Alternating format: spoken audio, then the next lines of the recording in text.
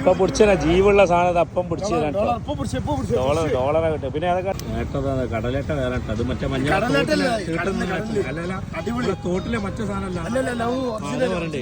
മുള്ള് ഈ മുള്ള് എന്തെങ്കിലും കടിക്കണേ എല്ലാവരും പറയും ഏട്ടന്റെ മുള്ള് കിട്ടിയാലും മുള്ള് മൂത്ര വയ്ക്കണം എന്നൊക്കെ പറയും. അതുകൊണ്ടോ അത് സത്യമാണോ? ഏതാണ് ഐറ്റം കിട്ടുന്നത് നോക്കിയാ എന്തുണ്ട് അല്ലേ ഇവിടുന്ന് പിടിച്ചാൽ കാര്യം.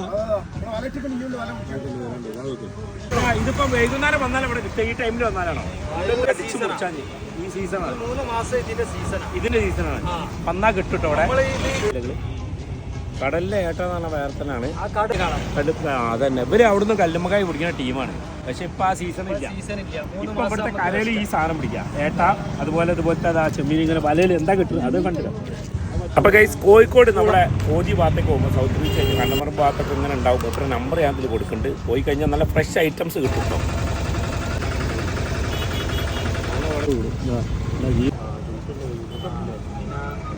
200 രൂപ വെച്ച് 861 481 621 അൽഫത്ത് കല്ലുമ്മക്കായി വിളിച്ചാൽ ഇതിലെ വരുമ്പോൾ വിളിച്ചു നോക്കിയ വേണ്ടി മൂപ്പർ പിടിക്കുന്ന ടൈമിൽ പറഞ്ഞുതരും. കിട്ടും ലൈവായിട്ട്